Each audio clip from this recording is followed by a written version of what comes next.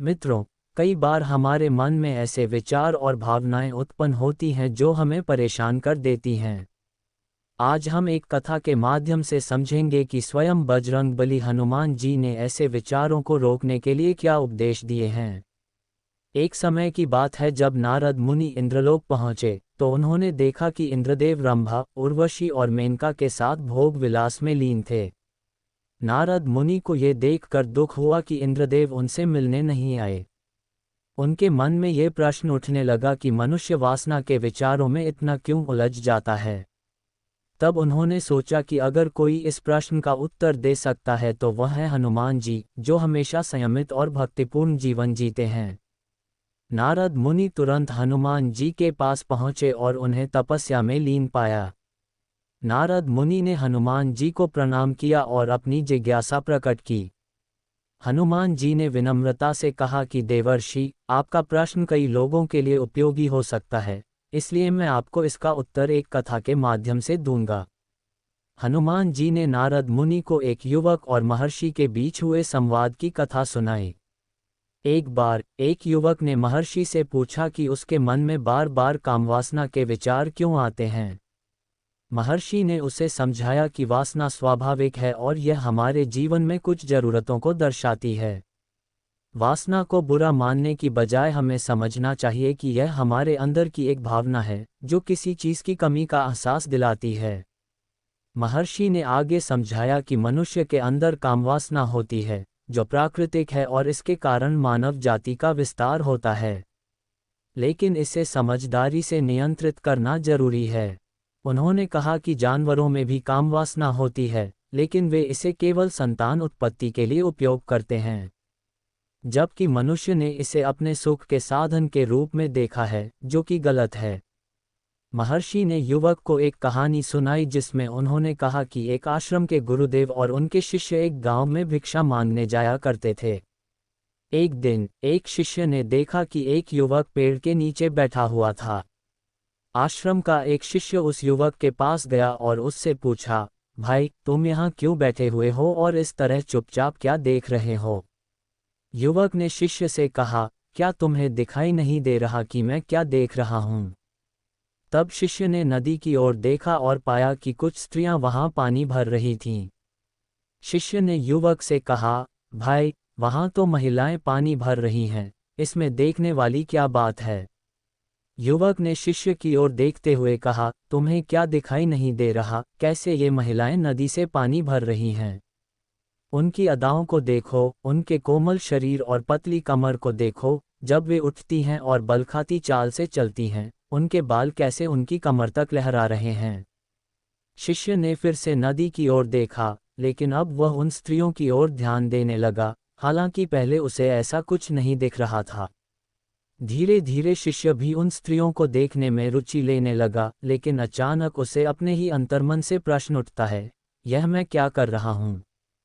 क्या ये सही है? वह ये सोचकर जल्दी से वहां से चला जाता है और आश्रम लौट जाता है। आश्रम में लौटने के बाद भी शिष्य का मन बार बार उन स्त्रियों के दृश्यों में उलझा रहता। उसके विचार बार बार उसी दृश्य की ओर लौटते और वह मन ही मन उन्हें फिर से देखने के लिए उतावला हो जाता। इस कारण उसका ध्यान किसी भी काम में नहीं लगता था। अगले दिन सुबह होते ही वह जल्दी से भिक्षा के लिए निकलता और नदी के पास वाले वृक्ष के पास जाता, जहां वह युवक पहले से मौजूद रहता था। शिष्य भी उसके साथ मिलकर उन स्त्रियों को छुप छुप कर देखने लगा। धीरे धीरे शिष्य इस आदत का शिकार हो गया। उसका मन हमेशा किसी न किसी विचार में उलझा रहता। आश्रम के कार्यों में भी उसकी रुचि कम हो गई थी। वह ठीक से सो नहीं पाता, ठीक से खाना भी नहीं खाता और हमेशा बेचैन रहता। जब गुरुदेव उसे शिक्षा देते तब भी उसका ध्यान कहीं और होता। जब गुरुदेव ने शिष्य की इन आदतों को देखा तो उन्होंने एक दिन शिष्य को बुलाया और कहा, आज से मैं भी तुम्हारे साथ भिक्षा मांगने जाऊंगा। हम दोनों साथ साथ भिक्षा करेंगे। शिष्य ने गुरुदेव से कहा, गुरुदेव, आप क्यों परेशान होते हैं? मैं अकेला ही भिक्षा मांग सकता हूँ। गुरुदेव ने शिष्य से कहा, ठीक है, तुम अकेले ही भिक्षा मांगने जाओ। जैसे ही गुरुदेव ने ये कहा, शिष्य जल्दी से भिक्षा मांगने के लिए निकल पड़ा। उसके जाने के बाद गुरुदेव भी उसके पीछे पीछे चल पड़े, ये देखने के लिए कि वह कहाँ जाता है और किससे मिलता है। कुछ आगे जाने के बाद गुरुदेव ने देखा कि उनका शिष्य एक युवक के साथ एक वृक्ष के पीछे छिपकर कुछ देख रहा है। गुरुदेव ने शिष्य की हरकतों को ध्यान से देखा और सोचा कि आखिर वह क्या देख रहा है। गुरुदेव ने जब देखा कि उनका शिष्य वृक्ष के पीछे छुपकर नदी से पानी भरती हुई स्त्रियों को देख रहा है, तो उन्होंने शिष्य से पूछा, शिष्य, तुम ये क्या कर रहे हो? अपने गुरुदेव की आवाज़ सुनते ही शिष्य घबरा गया और उसके चेहरे पर पसीना आ गया। वह थर थर कांपने लगा, मानो चोरी करते हुए पकड़ा गया हो। उसकी हालत ऐसी हो गई कि वह कुछ भी बोलने में असमर्थ हो गया और अपने गुरुदेव की आंखों में नजरें भी नहीं मिला पा रहा था। गुरुदेव ने शिष्य की तरफ देखा और कहा, तुम तो पहले निर्भय थे, तुम्हें किसी भी चीज का डर नहीं था, लेकिन अब तुम इस तरह डर डर कर कांप क्यों रहे हो? शिष्य ने धीमे स्वर में कहा, गुरुदेव, मुझे माफ कर दीजिए। यह मेरी गलती नहीं है। ये युवक ही मुझे यहाँ लाया है। मैं दोबारा ऐसा नहीं करूँगा। गुरुदेव ने शिष्य को समझाते हुए कहा, कोई बात नहीं, लेकिन याद रखना, जैसा संगत में रहते हैं वैसा ही हमारे विचार भी बन जाते हैं। इसलिए हमेशा अच्छे लोगों के साथ रहो ताकि तुम्हारे विचार भी अच्छे बने रहें। इसके बाद गुरुदेव और शिष्य आश्रम लौट गए। शिष्य ने अब अपने कार्यों पर ध्यान देना शुरू कर दिया और उसने वह रास्ता छोड़ दिया जिससे वह पहले जाया करता था। धीरे धीरे शिष्य के अंदर बेचैनी और क्रोध उत्पन्न होने लगा। वह सही समय पर भोजन भी नहीं करता और जब खाता था तो बहुत कम खाता था। एक रात गुरुदेव शिष्य के पास आए और बोले, तुम कितनी बार अपने वादे से मुकरोगे? ये सुनकर शिष्य अपने गुरुदेव के चरणों में गिर पड़ा और रोने लगा। उसने कहा, गुरुदेव, मैं बार बार वादा करता हूँ लेकिन हर बार उसे भूल जाता हूँ। मेरे मन पर मेरा नियंत्रण नहीं रहा है। मैं बहुत कोशिश करता हूँ कि बुरे विचारों से अपने मन को मुक्त कर दूँ, लेकिन मैं इसमें असफल हो रहा हूँ। गुरुदेव ने शिष्य को सांत्वना दी और कहा, ठीक है, चलो मेरे साथ। फिर वे शिष्य को आश्रम के बगीचे में ले गए और कहा, देखो, यहाँ कुछ नालियाँ बनी हुई हैं जिनसे नदी का पानी पौधों की तरफ आ रहा है। यह पानी निरंतर बह रहा है। क्या तुम इसे रोक सकते हो? शिष्य ने उत्तर दिया, जी गुरुदेव, मैं इसे रोक सकता हूँ। उसने मिट्टी उठाकर नाली में डाल दी, जिससे पानी कुछ देर के लिए रुक गया। लेकिन कुछ समय बाद पानी मिट्टी को धकेलते हुए फिर से बहने लगा। शिष्य ने कुछ और मिट्टी और पत्थर डालकर फिर से पानी रोकने का प्रयास किया, लेकिन थोड़ी देर बाद पानी फिर से बहने लगा। गुरुदेव ने शिष्य से कहा, क्या हुआ? तुम तो कह रहे थे कि तुम पानी को रोक सकते हो, लेकिन ये फिर से बहने लगा। शिष्य ने उत्तर दिया, कोई बात नहीं गुरुदेव, मैं इसे अब और प्रयास करूंगा। उसने एक बड़ा पत्थर उठाया और नाली पर डाल दिया। इस बार पानी का बहाव रुक गया।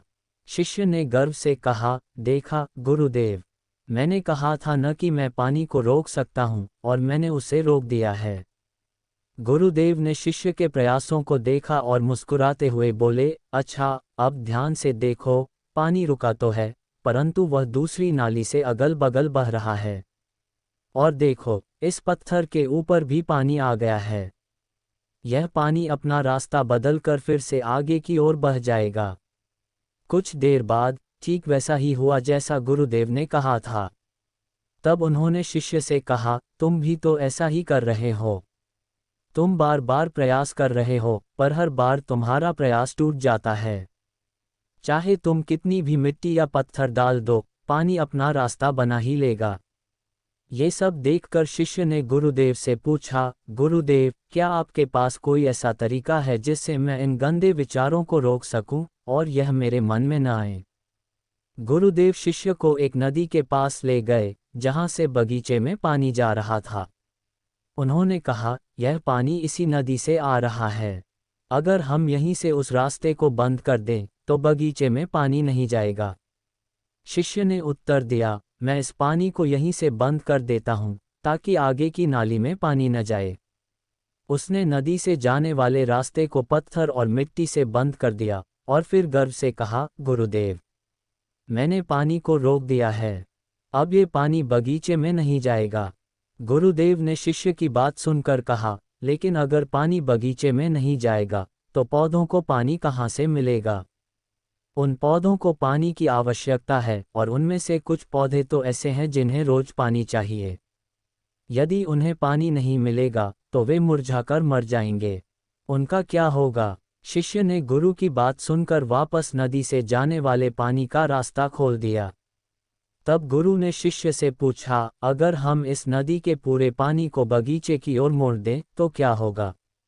शिष्य ने उत्तर दिया, गुरुदेव, तब जितने भी पौधे हैं वे नष्ट हो जाएंगे। वहां कुछ भी नहीं बचेगा। गुरु ने मुस्कुराते हुए कहा, मैंने तुमसे ये सब इसलिए करवाया ताकि तुम समझ सको कि हमें किसी भी चीज़ को पूरी तरह से रोकने की कोशिश नहीं करनी चाहिए, बल्कि हमें संतुलन बनाए रखना चाहिए। कम पानी से भी पौधे नष्ट हो सकते हैं और ज़्यादा पानी से भी। हमारा जीवन भी ऐसे ही संतुलन से सही चलता है। गुरुदेव ने शिष्य से कहा, अगर मैं तुमसे कहूं कि आम के बारे में मत सोचो तो तुम्हारे मन में सबसे पहले किसका चित्र आएगा? शिष्य ने उत्तर दिया, गुरुदेव, मेरे मन में तो सबसे पहले आम का ही चित्र आएगा। गुरुदेव ने समझाया, जब हम गंदे विचारों को जबरदस्ती रोकने का प्रयास करते हैं तो वे और ज़्यादा हावी हो जाते हैं। इसलिए हमें उन्हें दबाने की कोशिश नहीं करनी चाहिए। इसके बाद गुरु ने शिष्य को बताया कि कई बार हमारे गंदे विचार बुरी संगति के कारण आते हैं। कभी कभी हम खुद ऐसे विचार नहीं रखते, पर अश्लील संगति के कारण वे हमारे मन में घर कर लेते हैं। शिष्य ने स्वीकार किया, गुरुदेव, आप सत्य कह रहे हैं। मैं अपने मार्ग से भटक गया था। उस रात शिष्य ने बहुत चैन से नींद ली और सुबह अपने कार्यों को पूरे मन से किया। फिर वह भिक्षा लेने के लिए उसी रास्ते से गया जहां वह युवक वृक्ष के पीछे छुपा हुआ था। नदी पर पहुंचकर उसने उन युवतियों से पानी मांगा। एक ने उसे पानी पिलाया और शिष्य ने उनके चरण छुए। उन्होंने उसे आशीर्वाद दिया, जिससे उसका मन सकारात्मक ऊर्जा से भर गया और उसके चेहरे पर मुस्कान आ गई। जब वह वापस जाने लगा तब वह युवक, जो वृक्ष के पीछे छुपा हुआ था, शिष्य के पास आया और बोला, अरे भाई, क्या बात है? आज तो तुमने मुझसे भी आगे निकलकर दर्शन कर लिए। शिष्य ने उत्तर दिया, हमेशा दूसरों को देखने में व्यस्त रहने के बजाय हमें अपने आप को पहचानने का प्रयास करना चाहिए। अगर तुम किसी को पसंद करते हो तो उसे बता दो। अगर वह भी तुम्हें पसंद करती है तो शादी कर लो। लेकिन पहले खुद को पहचानो और कुछ बनो। यूं अपना समय बर्बाद मत करो। इसके बाद वह युवक रोज शिष्य से मिलने लगा और उसने नदी पर जाना त्याग दिया। वह अपने जीवन में कुछ बनने के लिए संघर्ष करने लगा। महात्मा महर्षि ने इस तरह से एक युवक का मार्गदर्शन किया, जिससे एक शिष्य और एक अन्य युवक दोनों के मन की वासना समाप्त हो गई। महाबली बजरंगबली ने कहा, हे नारद जी, अब तो आपको समझ में आ गया होगा कि एक मनुष्य को गंदे विचारों और संभोग से बचने के लिए क्या करना चाहिए। देवर्षि नारद जी ने उत्तर दिया, हाँ पवनपुत्र बजरंगबली हनुमान, मैं अब आपकी बात समझ चुका हूँ। हमें अपनी संगति बदलनी चाहिए ताकि हमारे विचार भी बदल सकें।